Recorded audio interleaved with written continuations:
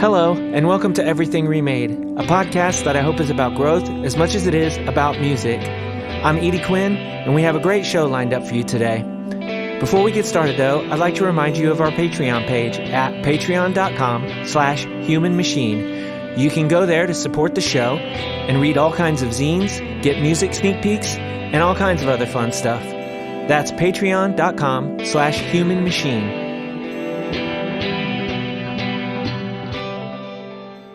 Today is one of two special year-end episodes where I'm chatting with my friend Chris Gough from Heavy Lemon and Star 99 about our favorite releases of the year. Mine are kind of, I have a little bit of an order for mine. They're not like a 1 through 10 order, but Chris, you said that yours are just kind of all over the place.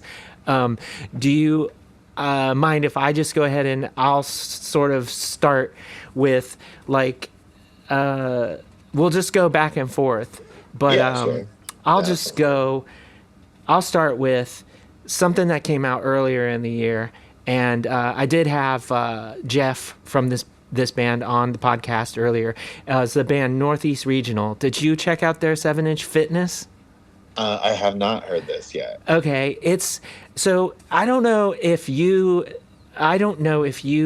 found this to be the case or not, but I found that a lot of stuff that I was really into, or that, like, I don't know if it's like this kind of thing is just having a resurgence, or if it was just like that's the stuff that got on my radar because I was like looking for it in a way. You know what I mean? I don't know if I gravitated to it, but are you familiar with like bands, the late 90s epitaph bands like Gas Huffer or like stuff like that? A little bit. I mean, yeah, I've listened to epitaph bands, but I don't think I've heard Gas Huffer in particular. It's like really, it's like almost like garagey punk. Like Cool. The guitars are like garagey punk, but this is like that done now. So everything has this sort of like weirdo screamo like element to it. You know, that's cool. That's really what I was going for with that project. I did Bitter Pill, but I think that just turned out like even different than I was going for, which is like always good because it's like that's how your collaborators are like putting their fingerprints on it too, right? You know. But yeah, it's just it's a 3-song 7-inch. It was out on Tor Johnson. It's members of like Wow Owls and Cool. Yeah, I love and Wow Owls. yeah, it's really cool. And like I think like, you know, saying like it sounds like garagey or like Gas Huffer or what, I think I'm selling it a bit short, but I just don't know what necessarily to compare it to. You know, it's just that really raunchy, like guitar driven, like noise rock, you know? But I don't know. Yeah. Definitely check it out. Just, you know, give yourself 10 minutes and Yeah, I'm putting this on. I'm like realizing now, I'm going to be creating like a separate list now of stuff to probably like go back and listen to. Right. That's what I'm hoping to do too. Yeah. Yeah. Cool. I think that one of the like, I guess EPs or splits that came out this year that I was really into, and of a band that like has kind of been on my radar, is the split with Othiel and Pale Fade. Othiel is a band from Southern California. They've been around for a while, but I've never actually been able to see them. I've never like we were supposed to have them on Cali Kicks this last year, and there was I think there was an injury that prevented them from playing. But hearing this record was really cool. I think that like this band is like one of the cutting edge, like kind of like bands of their sphere. And I think they're going like on tour with like Horse the Band pretty soon, which is like insane. Yeah, that's wild. Yeah, but yeah, they're really cool. I think the split's really good. The Pale Fade side is also really awesome. I don't know as much about that band, but Othiel I've been like like keeping like kind of tabs on for a while, and it was cool to hear them this release that just came out for them. They're like very modern screamo, I would describe them Yeah, as. I don't know why. I think this is just on me because I don't know where this impression came from. But I've been aware of them for a long time. But I always thought that they were just like one of those like one person projects. Yeah, Because I would like never see anything about like shows or tours or anything. So maybe that's just on me. Like I was just assuming that, and I just don't have. I'm not like local to them, you know, they're not local to me or whatever. So I just didn't know. And then like I saw like, wow, no, they're doing like all this really cool stuff. And, you know, like I saw them on the flyer at some point before, you know, the thing happened for Cali Kicks. And I'm like, oh yeah, no, this is like a whole thing. But, yeah. yeah, I've been meaning to check that split out. Did that come out on Zegma? No, I think they just Oh, self-released okay. this. Okay. They just did it themselves. Okay, I don't know. Um, You know, Zegama Beach really obviously had their finger on the pulse for like pretty much all of those like newer, like up and coming bands. You know, this year for yeah, sure.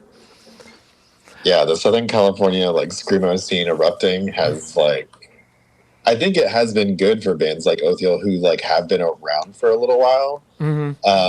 And now they like have kind of like been swept up in the wave with everybody else, and so it's become this like this thing where like maybe they weren't so active, you know, in like 2019 or so, but like now they're super active. They've had time to think about it, and they're great musicians. They're awesome people. Yeah, I feel like Quiet Fear is another one of those where it's like, you know, Totally. like I only really just heard of them from like seeing them at New Friends, and they were on my radar because I knew about their split with Masanera coming and stuff. And then, you know, when I go to like chat with Christopher for the podcast, I'm like, they have like two whole LPs out already. Like, what the fuck am I Right. doing? Like, I need to get it, dig into this, you know? But, like, speaking of California, like, that Lock Slip EP was Right. fucking wild. Like, that was so Yes. good. And I agree it with took a couple this. Hoosiers going out there. I just had to throw that in there. If people are listening and don't know what Hoosier is, it's a person from Indiana, because the two guitar players are from Indiana in Oh, Lockslip. cool. Yeah, I didn't know that. yeah, a couple Indiana transplants. Yeah, at least at least you know one of them had moved out there because they're really into TJ is really into film and stuff and got a job like on movie sets and stuff like kind of like right away.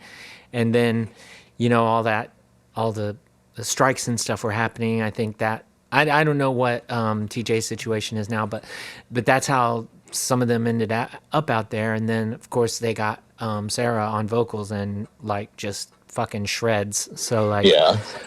yeah, that EP is wild, and the vinyl that they released on Protagonist looks really cool too, with like the B side. I don't know if that's a screen print or an etch. I think it's a screen print, but looks Yeah. really cool. It looks like a screen print, I think. Yeah, yeah. I just I don't know. I don't know what people are doing anymore. Like half the time, you know, like etchings look way better than they ever have. I think like the Senza record, that's etched, right? Yeah. Like the newer one, and like I'm like, that's wild looking. Like it almost looks like a different color, you know? Right. Yeah, I don't know. But It's cool. I mean, and speaking of like amazing EPs, there's the Senza EP. I mean, Right. Celestial body. yeah, like what can you say about that? Like It's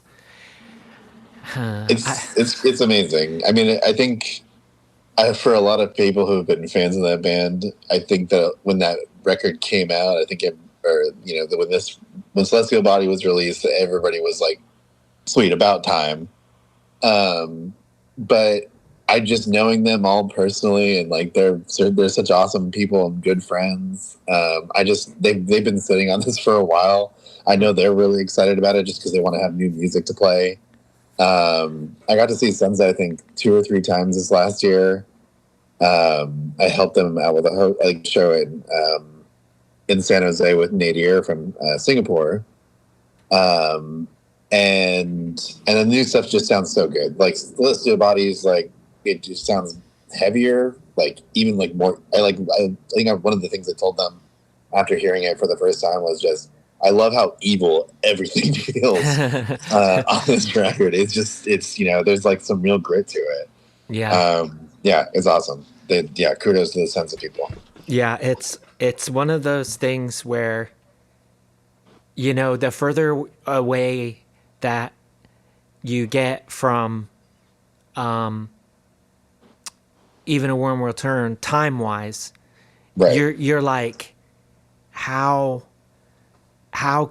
can this much time go by, and how can you like temper your expectations so that like because you need to just be blown away after even a one Right. more term, right? And the more time goes by, it's like you're like, I know them, I know that they can bring the goods, but you're just Right. like Right. you're like and then it does not disappoint whatsoever, for sure. Absolutely. It was a great feeling. Like yeah, I love that band. I love Senzo.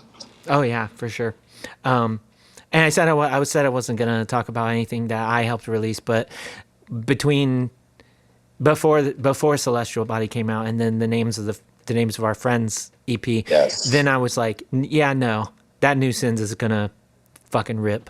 Like Yeah. that, nobody lost a beat, Like even though Helena's the only person in that band from Senza, you just when you hear the guitar tones on that and you hear the work that's being done, like you're like, yeah, no, we're gonna get something, and you weren't disappointed. But anyway, what's next out of your picks?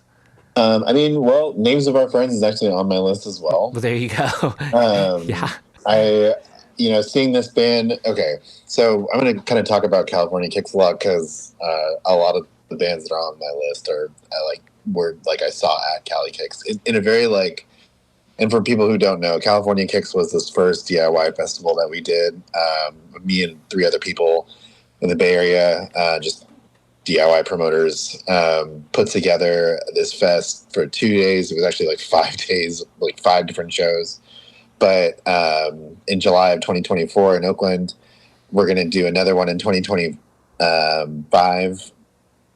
And I can't really say much more about that right now, but it's in the works. yeah, But seeing Names of Our Friends this year was such a visceral experience for me because that album, from the very beginning all the way through, just is absolutely incredible. It pushes to me, I think, the like limits of like this genre in like the best ways, like the ways that I love seeing screamos, rules, like and tropes kind of broken apart and then kind of rebuilt. They do a great job of that. They were one of my favorite sets at the show at the fest. I was blown away by them. They have such great energy, and just everything is so chaotic and fun. I don't know. They do everything right. And you mentioned tropes, and like that's one thing that always stuck out to me about it too. And I don't mean tropes in like a bad way or any way, but right. it's like they have the knack to recognize where they can do something where every member gets to shine. Yes, absolutely. And that's like what's so like there's the fucking part like I don't know, I'm just down here dubbing tapes, right? So these things are playing. I don't know the names of the songs, I'm sorry, but I fucking like know the EP inside and out. There's the part where it's like the guitars stop and Luna Rain just fucking goes ape shit on the drums, like and then there's the parts where like the guitars sort of hold back and Kim just gets to fucking rip these like they're the like slow bass lines, but they're just in the right, like they're in the pocket for like where they need to be. And then there's obviously the parts where the vocals just get to go on by themselves after everything else. Like they really just like are it probably wasn't intentional. It's probably just the way the songs came together. But it's Yeah. really almost just like they're just like in this song, the bass player gets to have their part, and in Right. and in this song, the bass, like the drums get to have their part, and in this song, the vocals get to have their part. Like, and so that each one of them like gets her moment to shine. Like throughout the thing, and yeah, I don't know. It's incredible. Yeah. I'm so stoked That that I got to be a part of that for sure. yeah, it was up there. I think that like when I first put it on, listened to it, and was just like, wow, like what this is sounds like it's from the future. Yeah, it hands down like one of my favorite things that came out this year for sure. Yeah, and I'll just like beat this dead horse also. That I've been trying to have like an all girl screamo band for Yeah. for so long, and like this project just came out like as we're recording. The project just came out today, where I was like, you know what? I'm gonna stop asking people to do this with me, and I'm just gonna write some songs and recruit people to like Yeah. play on them. And like I only got like one other girl to do it. Oh, But now that it's out, like we're like talking to people, and we're like, no, we can get girls to like do this with us. yeah. So we'll be the Midwest all girl screamo band. And yeah, maybe we'll get to go on tour with the names of our friends. That would rule. Yeah. I wish I The could killer have. killer. I wish I could have seen them when they came around, but this is like, this. Yeah. It's not. It has not been a good summer and fall. So, but anyway.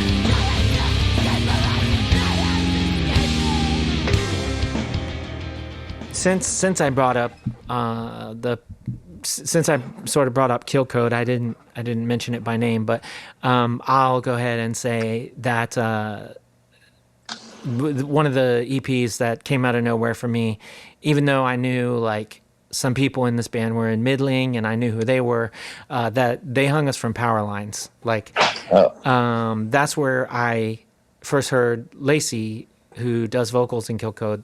That's where I first heard her vocals, and I was like, holy shit. Like everything about this, like I think that it's very twinkly. It's more twinkly than I'm usually into, but like that's like really kind of having a resurgence, isn't it? Like there's a lot of Yeah. like twinkly stuff going around, but there's there's an aspect I think to this newer stuff where it's just like it's being approached with more oomph, like Mhm. it's less about like, well, we're like so good at our guitars, and it's more about like being pissed off and like getting the songs out there. I don't know if that makes sense, but like, yeah, I don't know. That was my main problem with like all of that stuff from back in 2012 or whatever, when it was really popular, is we'd play with these bands, and like I'm looking around and I'm like, these are just the kids from my high school that would have beat me up. Like, why am I playing show with these people? Like, Yeah. I don't know if that tracks for anyone else, but like I don't know. And I used to say stuff like that to people. Like I used to be like, yeah, I don't know, I don't necessarily feel like that good at some of these shows that we play with, certain bands, like, I don't know, something moving something or whatever, I'd be Yeah. like, I don't feel that great, like I feel like these are literally the kind of kids that would have kicked my ass for being a weirdo or call me slurs, and Sure. and I'd get shit for it. People like, oh, like you sound like a fucking gatekeeper, and I'd be like, yeah, that's not what I'm getting at. I don't Right. know, but I feel like that's my point. Is I feel like the people that are doing it now, like I feel like versus self and stuff like that. Like these people know what's up. They're bringing it. They like to put their fingers on the necks of their guitars, but they're bringing it, and I respect that. Yeah. I still will make some more "Thank you for not twinkling" stickers and shirts. Don't get me wrong, but but I think I still have one sticker that I've been like saving. I'm like, I need to use this like appropriately. it will happen. But I'm saying, like it's still funny, but I do respect it. But yeah, they Yeah. hung us from power lines. Really cool. If people haven't checked it out, check them out. Yeah. I'm gonna listen to Kill Code right after we get off of this. That's Oh, awesome. awesome. Thank you. Yeah, I had a lot of fun doing that. I wish that I wish that the folks that I sort of like had in line to like be a part of it with me, I wish it would have worked out that way. But Yeah. it's maybe better this way because that wasn't. I couldn't have made. Like we want to play shows and stuff, and so it Right. has to be people either in Ohio or Indiana, really, Right. And this was like I was just asking people that I just was like, I like this person, but she lives in Georgia, and it's like Yeah. that wouldn't Right. have worked out so well for shows, Yeah. but yeah, Yeah. That can be difficult. yeah. So what's next out of your group of stuff? Um, I can switch gears a little bit here. Sure. And kind of, I know we've been talking mostly about heavy music, and maybe that's what the folks want to hear. But there's other bands I think that have come out with pretty rad records that I've met through like just being in power pop bands and stuff. But the next band on my list is Polka Dot from San Francisco. They put out a record this year on Count Your Lucky Stars. It's called To Be Crushed. This band has become like a sister band of Star 99. Okay. And they play with us a lot. We play with them a lot. We played their EP release thing. They recorded all this stuff at Atomic Garden with Jack Shirley from Commandre and all these other bands. He's Grammy nominated. I don't even know why I'm like kind of introducing him. But but they did a great job. I think the record is so catchy from beginning to end. And actually, we were talking about this last night with my friend Katie, and she was saying that her favorite thing about Polka Dot is whenever there's a Polka Dot song, and she just hears like in the wild, like on like over the PA at like shows or something, or like that, like in between bands, it immediately grabs her attention, and she like has to like focus and listen to the song because it's so good. And I feel like the whole record's like that. Yeah, they're again awesome people. Polka Dot, or their main vocalist Danny just came and did some guest vocals on the new Star 99 stuff that we've been recording. Yeah, they're just awesome people, and this record is amazing. I think people should listen to it. That's awesome. I definitely just wrote that down. I think that I may have seen you talking about them before, and maybe even like, meant to check them out already. But I definitely will after this. Yeah, they're Yeah, awesome. I really. It's funny. Like the couple of records that I listen to the most. Like one of them, I'm not going to talk about because like I don't. I'm not really sure if that person sucks now or whatever. So I'm not going to talk about it. Um, uh, but then the other one is like not like there's a record I'll talk about sort of towards the end, and I listened to it even though it only came out like a month ago. I've listened to it Yeah, cumulatively like more than anything else, like probably everything else that I've listened to. And it's not screamo, but everything else on my list like really is kind of. But yeah, the folks from and its name was Epion have yeah, that new band called Heaven Through Violence, and I thought that was a really solid like three songs to just jump out there with. I think that I like I when I was going back through stuff, I was like, just had this funny thought. I was like, you know, this was a big year for samples in songs. Like I haven't heard so many samples. That, like, do you feel that way too? Like, were you like, damn, that Yeah, was a like samples really came back. But yeah, I it's mean, true. their EP sort of starts out with like, there's like samples and it's really it's a lot less like chaotic, I think, than its name was Epion, but it's just like Mm. really heavy and it goes a lot of places. And for 3 songs, like you get in, you get out, and you want more. And like, what else? What else could you want? Yeah. Uh, Epion is one of those bands I think I'm most excited to see what they do next year. Uh, and yeah, I also just recently found out about Heaven Through Violence. So I've only taken really like a cursory listen, but I agree. It's a very heavy hitting EP, uh, and it is a little bit more chaotic than Epion. But yeah, I'm really excited to see what they do. I'm glad that they decided to start playing music again. Um, but we'll see. That's all I'm going to say. I don't Yeah, really want to yeah, blow up anybody's okay, anybody's game, yeah. I but mean, you yeah, can draw your own conclusions, I guess. yeah, sure. Um, yeah. What's next on you out of your list?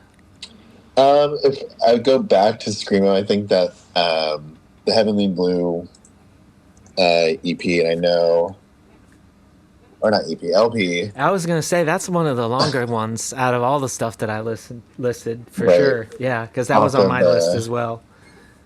Secret Voice, which is of course Jeremy Bolm's label from Touche Amore. Uh huh. Uh, I think that this record is a masterpiece. I think they're an emo orchestra. I was really bummed that we didn't get to see them all. They kind of had to drop like Hallie Kicks, unfortunately, just due to just availability. They just put it out more than they can chew. I think they just toured so much last year, but I still love them. I still love this band a lot. I have been lucky enough to see them perform. I think at ZBR Fest at one point.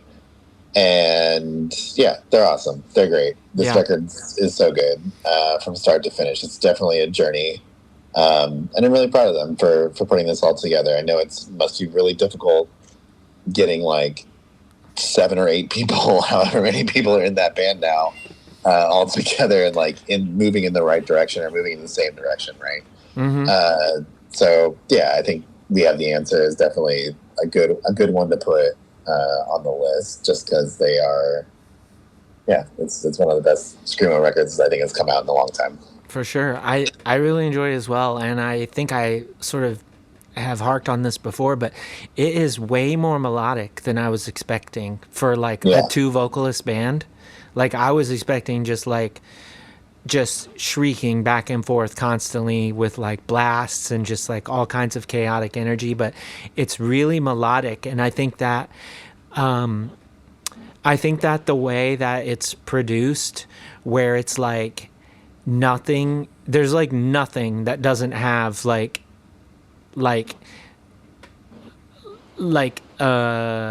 distortion and like exciters on it. Like there's nothing, like the way it's produced, like there's no like raw files. Like it's just counteracts the melody in this way that makes the production on it like so unique, yeah, and not counteracts as in like it nullifies it. It certainly doesn't do that, but I don't know, it plays on that so well.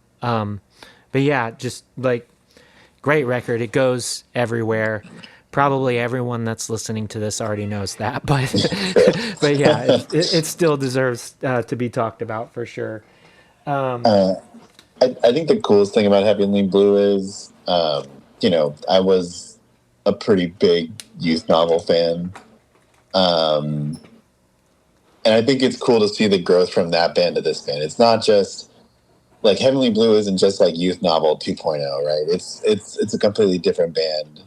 They're doing their own thing, and I think that there was still some overlap, like with Youth Novel and Heavenly Blue. A lot of the same people, but I think that making this their own thing that kind of like divested completely from that was what I was waiting for that from that band. And I think that that's what I got with this record. Yeah, yeah, for sure. I mean, it definitely doesn't like it. I'm sure that like when they were playing youth novel songs still in the beginning, Right. you know, that there was, you know, a point where, you know, people were just like, yeah, we gotta sidestep here and we gotta, you know, just like do our own thing. And it is, it is amazing how well it became completely its own thing where Yeah. first of all a group of people are just playing like songs that already existed, you know. That's like that's got to be that's such a like conscious effort to just go, okay, now forget that, you know, Yeah. and let's move Right. on. But yeah, kudos to Maya and everyone, you know, Drew and Mel. Shout out Drew. Yeah, everyone, just great job, John. But yeah, I mean, sort of another going from one band to the next thing where you might have expected sort of a more linear kind of, oh yeah, this makes sense coming from that, and then you just getting turned on your ass is Auxiena Saint. That Auxiena Saint. yeah, that EP. That's basically members of Peak, except Larry. Larry's not in the band anymore, so it's members of Peak turned into Auxiena Saint, and like that EP is fucking wild. Like Yeah. it's just, I mean, there. I think there's a lot of. This is another thing that I kind of noticed was there's a lot of bands that are sort of like they are incorporating really like somber or like you know, like I don't know, stuff that we would usually like equate with like indie rock or whatever, but they're putting it in screamo songs, and they're letting these songs like breathe in a way that is almost like anti the screamo ethic, you know, where it's just like Sure. get in and get out, right? And I feel like Auxiena Saint, that's one of them. Like there's just all this stuff going on in there that like is it's just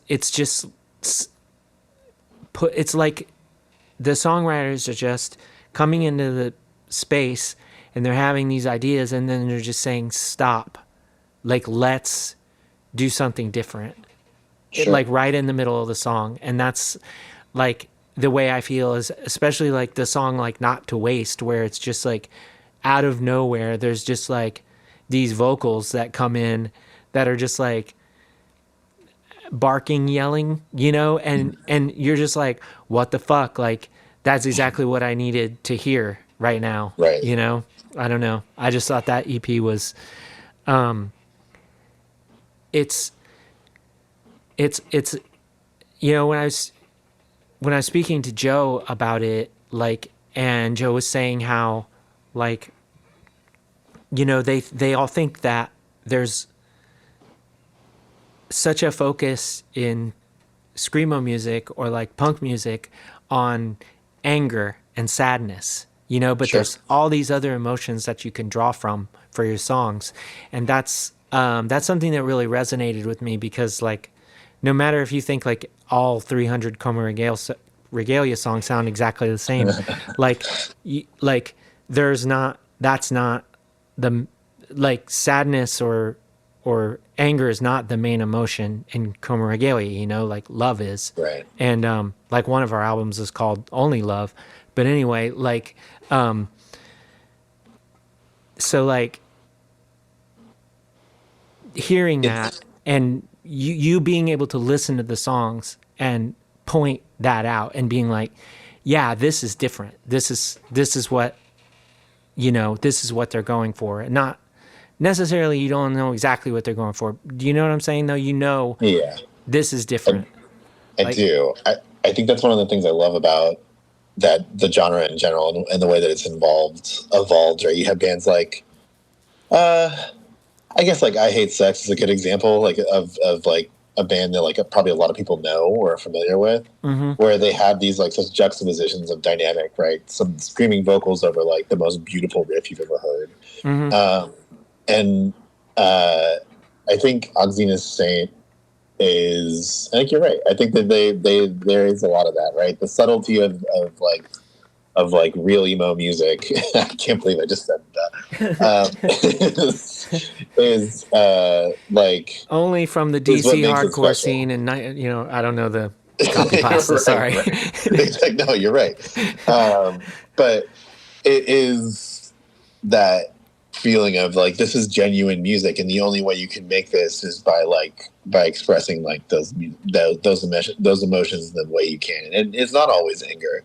Sometimes it's loss. Sometimes it's grief. Sometimes it's love. Sometimes it's hate. Sometimes it's whatever triumph. Right? Like there's so many things. I feel like I've written like a screamo song about.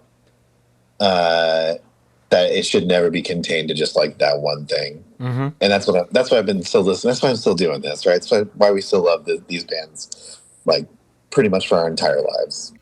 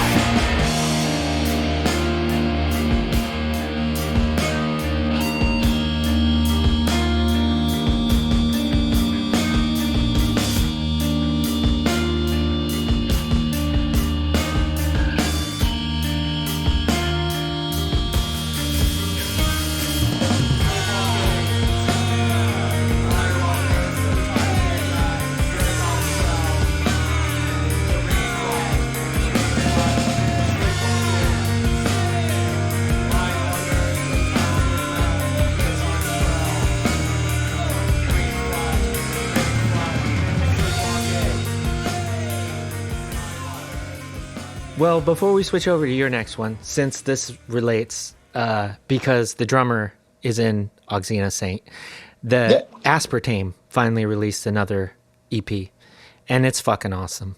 Like, Aspartame, if people don't know, it's one of the people from that band Mama, and it's it's a it's an emotive hardcore band. It, like people aren't going to know this reference, but there was a band out of Chicago called Nim who had like 2 releases, and Aspartame is like Nim 2.0. I never heard a band like Nim before. Aspartame is like, it's so there. It's so fucking good. It's like, just, it's everything about like boys life ish emo, stuff like Okay. that, that mid tempo, emo. But it's like, it's way more complicated than it needs to be, but it's like perfect, Yeah. And yeah, their new EP is called Inevitably Hesitation, and it's like, I don't think it was released physically. It's just up on their Bandcamp, but like, go fucking check it out. It's amazing. Also, their first EP is amazing. It's just obviously with that band Mama taking off in the last couple years, like, they just don't get to do stuff as much. But like these 10 songs that they have released are just, I mean, if that's all they ever do, like, I mean, I really hope That's it's not, fun. obviously, but I'm glad that we got 10 songs, just put it that way. Yeah. That's cool. That's on my list now. Yeah, for sure. Sick. I think to follow up with another, I'm gonna go in a weird direction, maybe. Cool. but honestly, and this is like very like most people I feel like have heard of this band. They've like blown up. But the record that I listened to the most this year, probably of all of them, is by Liquid Mike, called Paul Bunyan's Slingshot. It's like a pop punk record, like straight up. But it's so catchy. It's so good. I jam to it all the time. But it's also one of those things where it's just like very. I feel like it's a very cliche pick, just because like so many people already know about this band. But I don't know, if you haven't, you should give it a listen. I think it's good, but it's also pop punk. So I mean, if that's not your thing, then maybe don't listen to it. But I think it's just good. I think it's just good music. It's Yeah. just good rock music. Look, I have I think that I have been in a serious drought for good pop punk, and a recommendation from you comes a long way. So I will definitely check it out. I Hell yeah, think that when pop punk is good, like it's so fucking good, But yeah, it's just where you get to that point where you're just like, yeah, like you know, we all know it's like the association with like a lot of the bigger pop punk bands, and they're all creeps, and and you're just like yeah, you right. get so weary on the genre as a whole. So that can be said about any genre. But anyway, I definitely will check it out. I I'm gonna sort of go through a couple here real quick. These are the last Sure. on my sort of like EPs, but this is just kind of like this is like old like not old. I'm not saying they're old as people. That's up to them to decide. But this is just people that I used to play, and like we used to go on tour with their bands, and it's good to see them doing stuff again.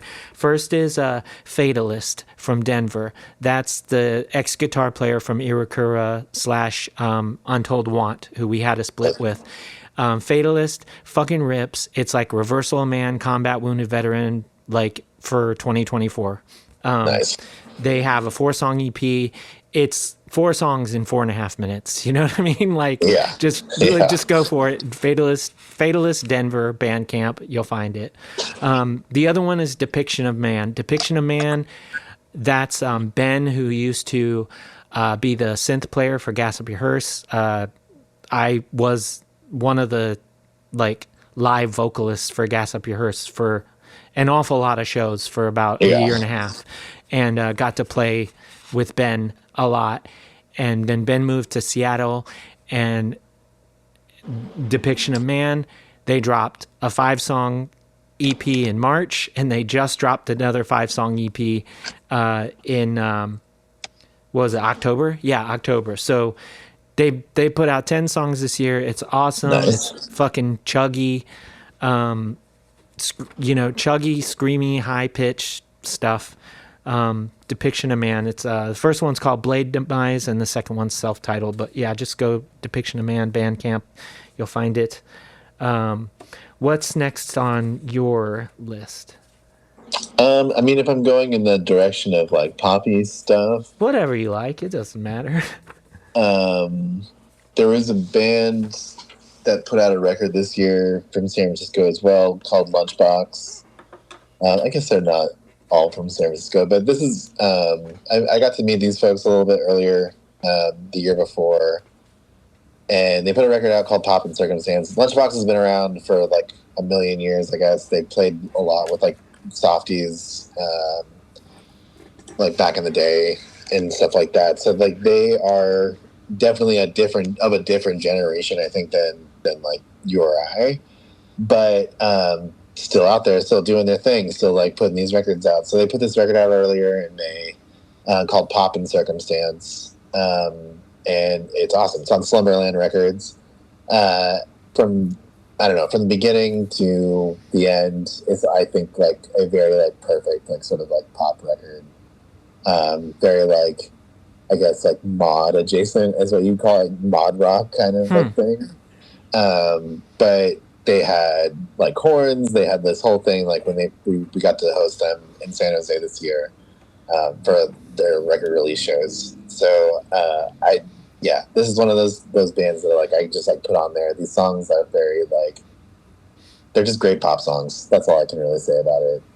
It's stuff that like really makes me happy. I don't know Yeah. to listen to, Yeah. but I think but people yeah, forget that Tim's music can Nonsense do is that on it. sometimes. Yeah, yeah. Sometimes it's for when you feel good. Yeah. Um, and yeah, and I think that like the big message from this is that if this is like if music is something that you love and it's something that you are committed to doing for your entire life, a band like Lunchbox is an absolute inspiration that you can be well in your seniority, I guess, and still be rocking. Yeah.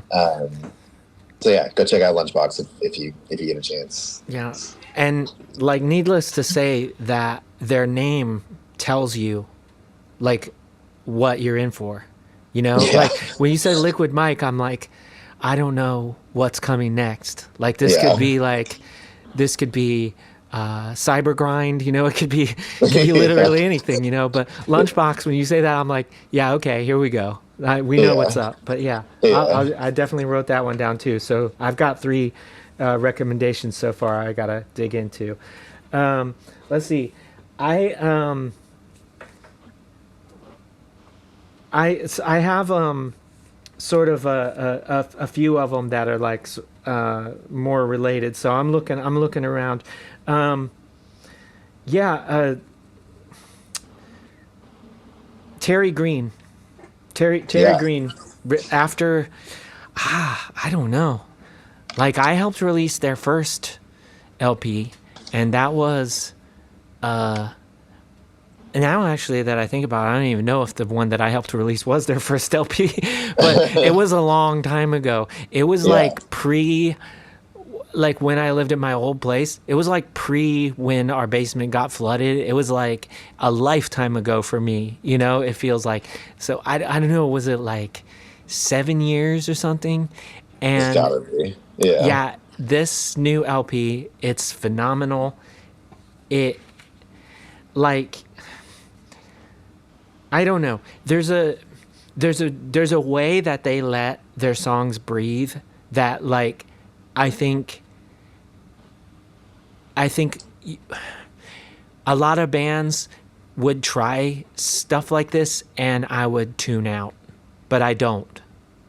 Do you know, does that make sense? Like they just have these really open parts where they'll just be like one guitar and Yeah. and it's super engaging, like not, and it's not that the guitar is so fast or intricate or it's just doing so much that, and it's not that it's like I don't know, it's just its own thing, and it's just this way where these 9 songs, they don't just smash right into each other like literally like all of my songs.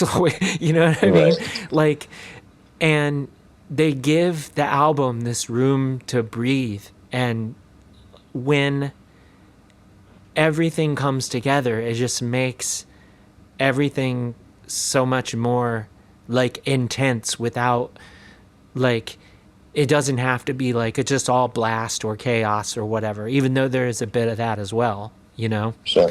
But yeah, like phenomenal record. Like the artwork for the record is just, it's one of my favorite like album artworks that I have seen in many years, and I have said this before, but it reminds me so much of Tristeza, Spine and Sensory. Yeah, Like it's totally. just one of those like, here's a pattern that you can follow in all these different ways, and that just like gets my brain, you know, my brain just wants that, you know.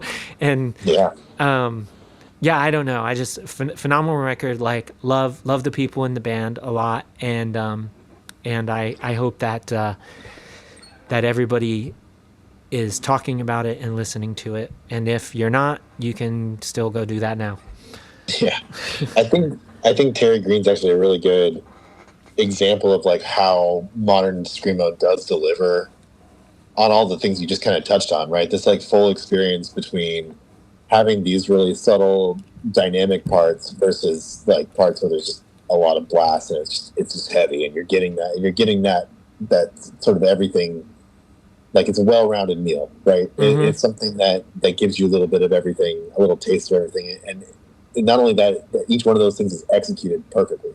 And I think that record is absolutely like a great example of that. Like I think bands like Frail Body do that for me too sometimes, among others, like that kind of like deliver those kinds of dynamics within their music. Yeah, it doesn't have to be this crazy, complicated part to be a very profound and impactful like part of like emotional feeling to like when you're listening to it, right? It could be something very simple and actually deliver on those emotions because it is simple. Yeah.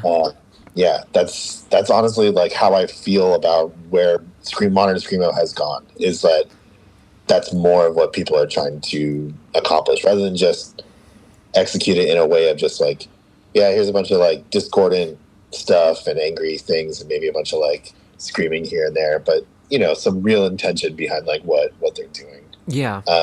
Yeah, Terry Green rules. That band's so good. Do you know how long they were working on this record by any chance? Oh, I don't know. I just, like I said, it's been a really long time since the first one had come out. Yeah. So I'm not really sure, but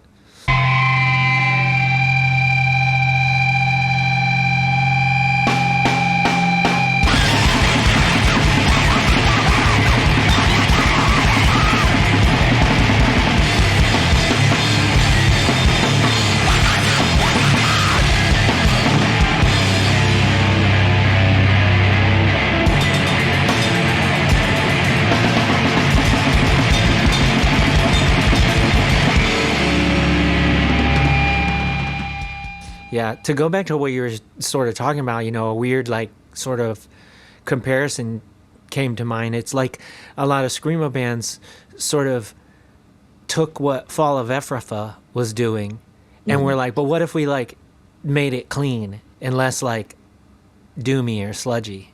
Yeah. Because that's the other band that I can think of where it still have these long parts where there's only kind of one thing going on, but you don't just tune it out. Right. Like I have that problem with a lot of doom projects, to be honest, is like, yeah, I just start tuning it out, and it's not, I mean no disrespect. It's easier for that to not happen when you're watching it live, right? Because it's like visceral. It's like you're feeling the guitars and the loudness, right. But when you're listening at home, then sometimes you just, 3 minutes of the same thing, and you're like, you tune it out, But I don't know, that I bet like people are just doing it really well, I think. But yeah, what was next in your list? To bring it back to something a little heavy, maybe I should have talked about this. No, it's a full length. It's 10 songs. It's a full length by the band Sweat from Los Angeles. Sweat is sort of the next band for Justin, who was in Graph Warlock and Dangers and a ton of like Ghost Slam, a ton of other bands. I just kind of just been following his journey, I guess. But this is like sort of like his most recent band that started in 2019. They're definitely more like a heavy hardcore band, but yeah, one of the few like hardcore records to me that's like really stood out, I guess. I'm from I'm from San Jose, California. There are more hardcore bands here than I'd like to count. I've heard pretty much every type of hardcore you could hear has been produced. So I hear it a lot, and for something like a band like this to like kind of stand out to me is, I think, a little bit different. Obviously, like I'm good friends with people that are in Scowl and like in bands like that, so like I'm not like completely ignorant of hardcore, but I couldn't tell you that it's like something I like put a lot of effort into like really sussing out. It's not like my like usual like my thing that like I go to the most, but this record I like keep on going back to. I also like am a huge Ghost Slam fan. I go back to that band all the time just to listen to it. I think those riffs are just good. but Sweat in particular, I think is just awesome. I don't know. These are just like this band's just like so good to me. They play all the time. They're on tour all the time, so I'm sure they'll be playing in your town at some point. But yeah, this record's really awesome. It's pretty short. It's to the point. But I think yeah, just 10 great hardcore songs. What's it called? The album is called Love Child. Okay, awesome. I'll check it out. Yeah, I don't necessarily have like a hardcore record on mine, but I will just go ahead and talk about the Ladder record. Did you Sure. check that out? Yeah, Yeah, that's really fucking good. And I agree. Meredith said that Blood Brothers was a big inspiration for that album, and I can hear that for sure. Yeah, totally. But I was, I was, it's kind of like how I was saying that I was hearing this like mid to late '90s like sort of rock or garagey like to some other things. I hear it there too, and it's like so I get this weird like Rocket from the Crypt like vibe from them. Yeah, Like does that track? it Like does. It and does. and then another weird one, and this is like the total opposite field, and I think that like this is nothing but a compliment to the band to be able to remind someone of something like Rocket from the Crypt and then something so like sort of polar opposite. But it parts of it remind me of like He Is Legend. Sure. And I'm just like I don't like like I'm refreshing my like I know what I listened to, I know what I liked, but I was refreshing my memory a little bit on some of this stuff earlier, and I was just like listening to this, and I'm like come across this one part, and I'm just like, why does this remind me of something off of I Am Hollywood or whatever? Like, Yeah. why does this? What is happening right here? And but yeah, I would love to see this band live. It looks like they just fucking go wild. It's Meredith and the drummer that do all the stuff in the studio, but they have a couple other folks that come out with them live, and it looks like Meredith just ditches the guitar and goes, Like bananas full at vocals. certain parts. Yeah. Yeah, and it just looks like it's a lot of fun to behold. I hope we get to either just I get to see them, or maybe we get to play with them at some point. But yeah, Ladder. I think it's called My Body, My Sickness. I didn't write that down. It's something Yeah. like that. But Yeah, I yeah, think it's something like that. yeah, I'm really excited actually to see more bands like this. I think that like especially with like the Blood Brothers doing this like reunion tour that they're on right now. I got to see them in San Francisco. Blew me away. They still got it. They're one of my favorite bands like when I was much younger. And they still kind of like did really great. And I think that that's going to be another wave of sort of these of inspiring a lot of these sort of like sassy type of bands. Yeah. Ladder definitely has like those notes from like there's like Red Light Sting-y kind of like parts. There's kind of like this like there's other kind of like a little like Pretty Girls Make Graves kind of like influence too. Sure. All those bands around that time, and I think that like I think younger people are kind of discovering some of that or have discovered that this year. But just points that like there should be more bands like that. I think Ladder is like actually kind of ahead of the curve. For sure. When it comes to like that kind of that trend. But yeah, you're right. That record is awesome. I'm really into that kind of stuff. I love it when there's synths and like yelling. Yeah. I don't know why, but I didn't even think like, yeah, Pretty Girls Make Graves, Kill Sadie. Yeah. Yeah. Like we played with Kill Sadie at Fireside Bowls. One of the fucking coolest name drops I can make. Because nobody knows that fucking band. They're fantastic. Like that band rules. yeah. But Yeah, check out the latter LP and check out Kill Sadie's LP. I believe that it is on Bandcamp somewhere because I think I found it at some, like I was looking for it on YouTube or something. I just Googled and I Right. was like, "There's a fucking Bandcamp for this? Awesome!" But yeah, what's next out of your stuff? Um, so I think that this is like another band that I think at least in the Bay Area, a lot of people know. But the band is slumped. The record is Last Day on Earth. They literally just dropped this like maybe a month or two ago. Slumped is they're like kind of a super band. There's Blue from Diners plays in this band. It's Nate from Fentanyl and Spiritual Cramps, sort of like this is his band, sort of his project. My friend Reese, who's in a bunch of awesome bands like Seltzer and Raw Sugar. And then Adrian, who's also he plays drums, but he's in this band, but he's played for a bunch of different bands over the years. But yeah, they're just so good. They recently like just had I think Hayden from Shut Ups playing with them.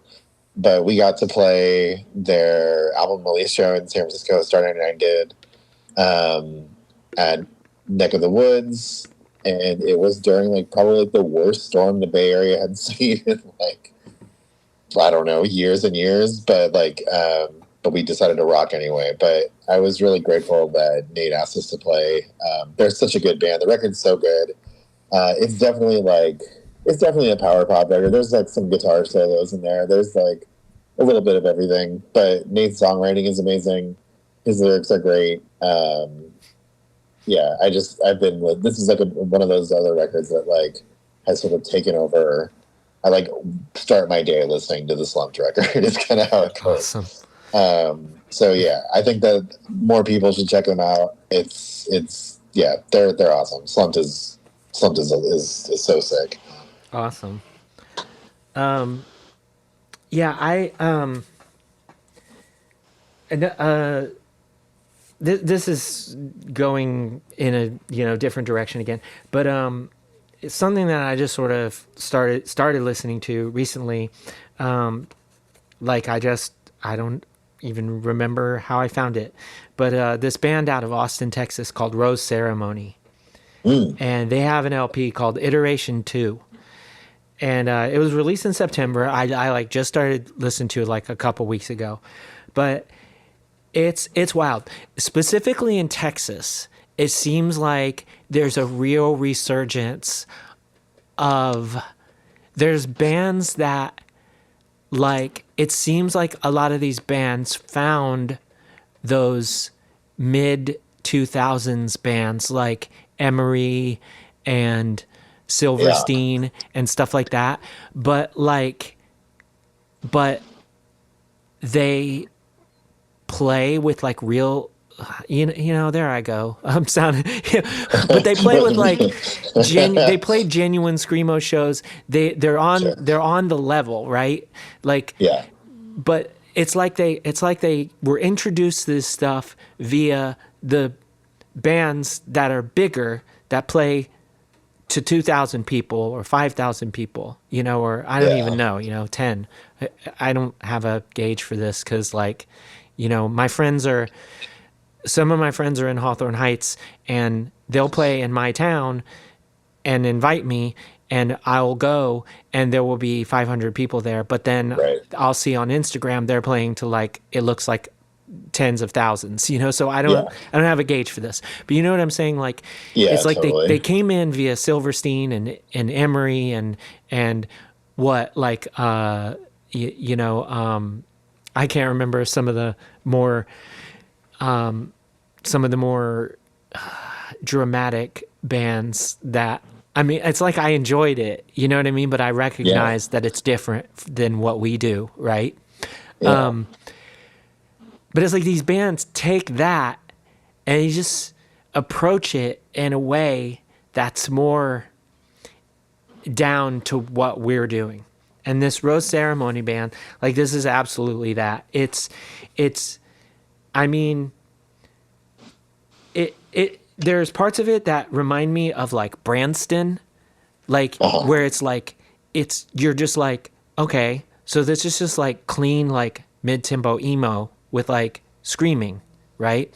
But then they do a lot of like, because there's 4 of them and all of them do vocals, and they do a lot of stuff like that reminds me of like Adobe Homes, where it's just like a lot of Yeah, people chanting, screaming, you know? I love that. Yeah, And they don't they don't seem to worry about like if a part goes naturally into the next part or whatever.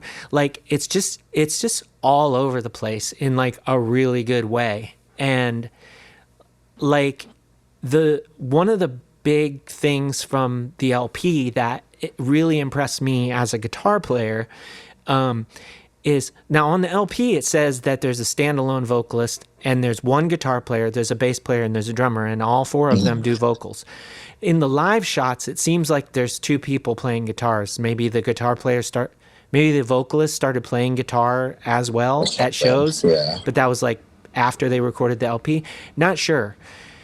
But on the LP, as far as I can tell, it's like maybe they doubled the guitars or whatever, like to do stereo. Maybe they did that. I couldn't really, I couldn't really like tell 100%. But there's not like, I mean, I'm guilty as fuck. Like we're 3 people when we play live, but I will write 3 or 4 guitar parts. I don't sure. care, Yeah, I'm laying them down, I'm having yeah. fun. You got to. But on this, like, it sounds like there's really just one guitar part, like, that plays in all the songs. Yeah. There's, like, no overdubs. Everything they do on that record, it sounds like they can pull that off 100% live. And it never lacks for anything. And that's, like, it's so impressive to me. Like, how just this one guitar part and the bass part, like, and with the drums and all the vocals, it sounds like a 5 or 6 piece band. It's fucking incredible. But yeah, it goes a lot of places. It's like there's parts of it that will remind you of Emery or Silverstein. There's parts of it that Sure. remind you of Branston. Then there's like way more chaotic parts, but all of it is like, it feels seamless in a way that's like doesn't make sense, but it's so good. Yeah. Yeah. I feel like the scene in Texas. Maybe I'm wrong about this, but it seems like it's been a little sleepy, or at least the Southwest in general has felt really sleepy. Yeah. There's this other band from Texas, from Austin as well. I think they're emo. I guess you could say post-hardcore, but called McBride. And they came out with an EP this year that also kind of like hits a lot of those same notes that you were kind of mentioning. Yeah. Where it seems like they're getting back to like emo roots rather than like trying to like maybe like do some more like the heavy kind of metalcore stuff that you're getting a lot in like Southern California. Like a lot of these sort of like heavy like sort of screamo bands versus more, I guess, subtlety, more like I guess cleaner guitars in a way. Mm-hmm. But yeah, I think McBride is one of those bands that like kind of does that. They toe the line between like emo and like screamo and stuff like that. Yeah. Which is like what I like about the Southwest. I feel like you're right. Like bands like Adobe Homes is insane. First of all, that band is crazy, right? They do nutty stuff. There's so much going on in every one of those songs. But I think it's sort of the same thing is happening in some of these other like modern like Texas bands too, where you're getting a lot, but it doesn't seem like a lot. Yeah. Like it's like one person. You're right, like doing like all this stuff. So they're doing a lot, but like it doesn't like nothing suffers for it. Yeah. I think there's a label from there, I think, called like For Ephemera Records as well. And I think that this label is like partially responsible for this like sort of resurgence of that sort of, the more like, like I described, like the bands like Emery and stuff. Like there's quite a few bands that I listen to on that label, which I cannot name offhand right now, unfortunately. But like that we're sort of trying to bridge that gap between like emo, or what people will call mall emo, and like what some people would call like real screamo, or whatever. But there's a lot of really cool stuff on that label. just like, I think it's actually the number 4 and then ephemera if you try to find it.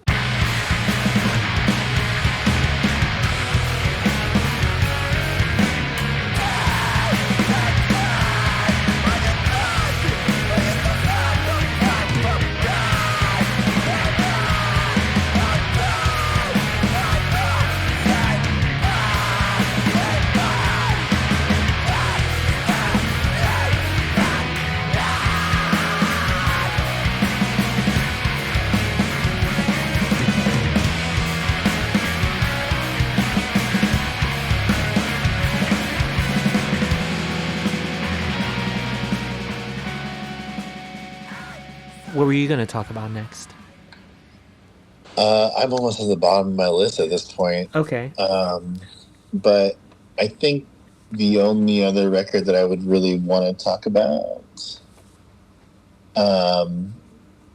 is by a band that I really only started listening to this past year. They're from Philadelphia. They're called Second Grade. And they're another like indie band. But what I think is so cool about this band is that their records are like 20 album or 20 something tracks usually. Oh shit. And then they're mostly like songs that are about a minute or a minute and a half long. They're not like, they're not super like long songs, but all of them are very like, how does it make me feel? Okay. When I'm listening to Second Grade, I just feel like you're just like, it's people in a band writing these little songs in a recording studio, just recording them and just like putting it out, not really thinking about it very much, right? But just kind of putting it together and throwing it out there. They put another record out this year called Scheduled Explosions, and it's just a bunch of like, it's just 20 like minute to 2 minute long like pop songs that are just, they're catchy, they're fun, they're good. You kind of like want to keep going back and listening to it again because you're like, wait, that riff was cool, but I only got to hear it one time. But yeah, they've been around. They play a lot, I think, on the East Coast. I think they kind of get promoted by the algorithm, but they still rule. They're still great. I think they're some of like the best like indie pop like bands like that are playing right now, just in the US. Yeah. But yeah, this new record was great. They did a great job. I'll definitely check it out. Okay, so since I guess I'm sort of going last and I still have 3 records to talk about, I will do 2 of them, sort of, not to short shrift them, but they are sort of like, it's like to the point. So I was like, Canada really came out on top, I think, this year, as far as like the most mentions for me. We already talked about Terry Green, but then of course there's Basque and Burial Etiquette. And the Basque LP, I don't even know. Do you want to call it an LP? I'm not sure what you want to call it, but so that's fucking weirdo screamo, and you start it and you don't know what you're gonna get, and I feel like you feel that way the whole time you're listening to it, but it's awesome. And it reminds me of this band that like from back in the day, and I don't, even back when they were around, like, when they were popular, I don't know if they were popular because all I heard was like people didn't like them, like they were rude people, or I never heard like any specifics, like they did something wrong. But there was this band called the Hal Al She Dad, and they were just, their songs are fucking really weird. And I was like super into the fact that they were so weird, but there was really only like 1 or 2 songs that were like, that I was like, this is a great fucking song. Like, does that make any sense? Now, it doesn't have anything to do with Basque. It's just, they remind me of that. Like, their guitar parts are like, it's like, how did you make that a guitar part for a song? You know what I mean? Like, that's what it brings to my mind, and it fascinates me. And in my own songs, like, I strive for that and fail. So it's like super impressive to me that you got these songs together this way and they fucking rip. But yeah, like specifically the song Stillness, like that reminds me of a Hal Al She Dad song. And like only people that are like old are gonna know what I'm talking about. But if you like the Basque LP, go listen to the Halal She Dad. I don't know if they're jerks. I don't know. They're old people like me at this Yeah. point. So you know what? It's like kind of like, take it or leave it. But the Burial Etiquette, on the other hand, is like the exact opposite, right? Because Right. from the very first song, in 4 minutes, that band tells you everything you need to know about them. Like, they go through all of the things that they are going to give you on the entire record in that 4 songs. And then in that 4 minutes of that first song, they tell you everything you need to know. And then, Yeah. like, they just take you on the ride, And it's like, it's so, I don't, like, certainly it probably wasn't intentional, but it's like, do you ever feel like with your bands, like, if somebody's like, tell me a good song to listen to, like, I couldn't fucking tell somebody, you know what I mean? Like, I'm like, well, this one's kind of like this and this one's kind of like that. With Burial Etiquette, they could just say, listen to the first song on our LP. If Yeah. you don't like that song, you don't like our band, period. Because it Yeah, tells you everything. it's true. They give you a good introduction of what you can get for the rest of the record, which is what I actually, my personal, just like songwriting life, I feel like is what I strive for, right? I like that first song on a record. I want to be able to say like, hey, here's what's coming next. Like, you're going to get more of this. This is all just like a little bit of just like all these things. But, like this is a taste of things to come, I guess. Yeah. See, I'm so bad at that. I'm so bad because I don't write like most records. I don't write like song by song. I write the whole record. So like I'm really bad at it, and it gets even worse. Like because you're just like, I get to that point where I'm like, well, this fourth song doesn't make sense out of the context of the third and the fifth song. So like, Right. I get to where I'm trying to pick a set list and I'm like, but yeah, I don't know. They nailed it. They nailed it. They knew what they were doing. And like, yeah, you should be able to say like, this first song has to make people want to stick around for the record, Yeah. And yeah, I don't know. They did that really well, but yeah. So like I usually only talk about like our shit, our people or whatever, but this album came out in November and this has, been a favorite band of mine since I was 15, 16 years old, and it's The Cure. Oh yeah. The Cure's new record fucking delivered. I agree, actually. It's so fucking good. Like it's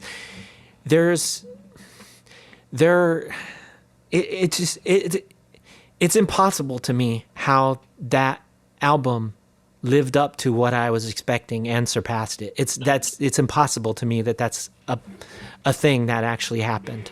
Like, yeah.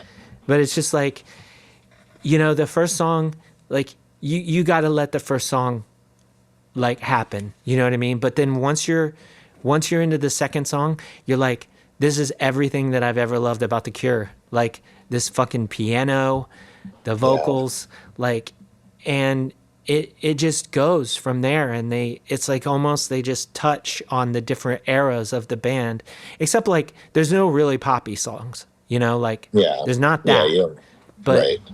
They don't need that. But like there's not that. But everything else, it's like they revisited, like, there's a part that's reminiscent of Disintegration because it's just like got that fucking driving bass line, and there's a part with just like the repetitious like piano and like the swells and like I don't know, and I mean just the way that they've been pushing back against like Live Nation and Ticketmaster and all that shit too, like it's just like, and the way they've been like fighting to have like affordable seats at their shows and stuff, like it's just like you're a real one, like, and the way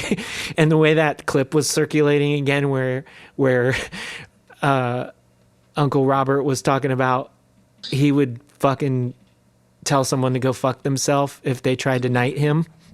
Yeah. He was like, "You're a fucking real one." Like, thank you. But Yes. yeah, Thank I you, mean, Robert. anybody that's listening to this, if for some reason you were like, "I'm not gonna listen to that," there's no way it can be good. I mean, I understand, but it is good. You don't want it to be. I remember when, so my partner's like a really big Cure fan, and when this album came out, she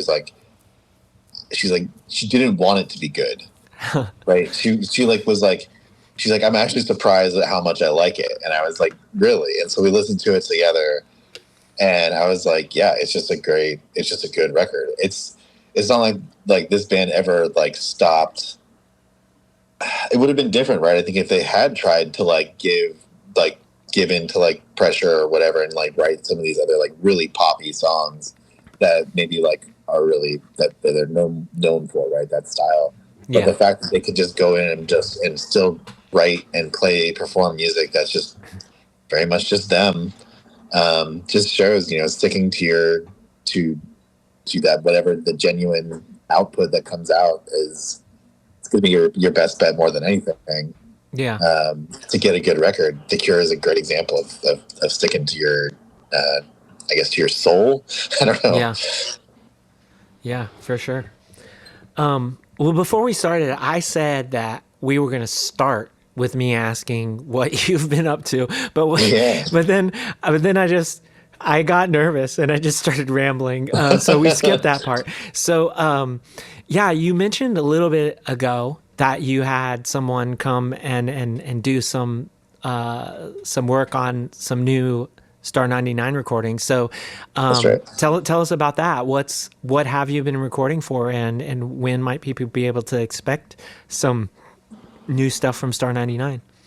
So this year has been a little bit strange for us. One of our members was basically in a cast for 6 months. I won't go into any detail, but it kind of inhibited us from like really traveling or doing anything else like that. Mm-hmm. So we spent more time just kind of writing. Mm-hmm. But even then, it was really hard. We couldn't really practice for a minute. So for the first half of the year, we were really inactive. And then as July hit, we just started playing, 1 or 2 shows a month. And then we just started grinding on writing a new record. So we did that, and we recorded in October at Different Fur in San Francisco with Grace Coleman. And it was an awesome experience. Grace is awesome. She rules. We were able to put together these songs in a way I think that does them a lot of justice. I think the record shows a lot of growth from us as people, as like songwriters. I think like our last record was very upbeat and sort of like guitar solos in every single song. And we just kind of were just like, that was fun and that was cool. And we showed people that we can do that. But I think that we want to write other stuff too that's a little bit different, maybe a little bit more interesting, more intentional for us. So that's what we've been doing. As far as like when this record is going to come out, we're going to try to see if, try to get it out early next year, by like around like March or April. But we don't have a concrete date yet because you know how them vinyl companies be making pressing plans. Yeah, for sure. Well, that's exciting. I'm looking forward to hearing that. Yeah. You also have been doing a radio show. Like, what can you tell us about that? Like, is that something that people can tune into, or is that is that a live stream that people can follow, or is that something that you just I that's one thing I wasn't able to sort of figure out based on just like the brief posts that I've seen and stuff. Tell us about that. Yeah, we've been on a little bit of a break, so we haven't really been posting a lot about it, but we do. My friend Katie and I, who run Heavy Lemon in San Jose, which is basically my event production company, company in very loose quotes. Right. But we started doing a weekly radio show on Thursdays at 7 p.m. Pacific Standard Time through KPCR. you can go to kpcr.org to listen live at any time. And we're just getting ready to like start releasing like past episodes. There's only been like a couple, like on like a platform, like a podcast type platform, like in a way. I don't know what the licensing laws are around it because we like play other people's music, but yeah, that's basically what it is. It's a local radio station. It's an independent radio station here in San Jose. That is just run by a group of folks who love radio and love music, love like all that kind of stuff. We got involved with them through Mike Park from Asian Man Records, who also has a show on KPCR. And where he heard of it was from somebody else. I think our friends Haley and Charisse kind of gave him or maybe it was the other way around. I'm not sure. But either way, they're a great organization, great people. And we've been having fun just doing the radio show, just kind of getting on there and playing local music that we like. It's pretty much been contained to like mostly Bay Area bands, but also, beyond that as well. It's a lot of fun. I wouldn't have told you that I would be doing this like a year ago, but here we are. That's awesome. Is there anything else that you've, I know you can't talk about Cali Kicks 2025, but is there anything else that you've got coming up that you want to talk about? Yeah, I mean, especially for the people in the Bay Area, the Heavy Lemon like sort of schedule is filling up, and so there's a lot of really cool stuff that we're planning on doing. We're about to announce like an artist call for a new band, new year. So that'll be like bands who've never played a show before and like kind of putting them all in one show. Oh, that's awesome. Yeah. And then we have some other stuff planned for later on this year that I think are going to be really cool. Cali Kicks 2025 is going to be awesome. Yeah, I think we haven't really announced anything yet, but we're very close to giving more information about it. I'm really excited. I think this year is going to be really cool. We're still like kind of seeing what it looks like I said earlier, but for the most part, we're pretty much more than like 3/4 of the way, I think, booked at this point. So we're just kind of cleaning up the loose ends, and then we'll put out a bunch of information for people who want to know more. It was such a special thing for me this year to do that, and my goal is to just keep on doing it as long as I can. So yeah, I think it's going to be a lot of fun. And that was part 1 of my year-end roundup conversations. This time it was with Chris Gough. Thanks so much, Chris, for taking the time to chat with me. Thanks to all of you for listening, wherever you are as well. Make sure to check the show notes to find out the songs that were played during it, as it's not always relevant to the bands we were just talking about. And then, in a couple weeks, come back and hear my conversation about the best comics I read all year with Lainey Williams and Randall Aviles. That was such a fun conversation to have, and I'm always looking to have more conversations on the show that aren't centered around music. Anyway, until next time, take care and do good things.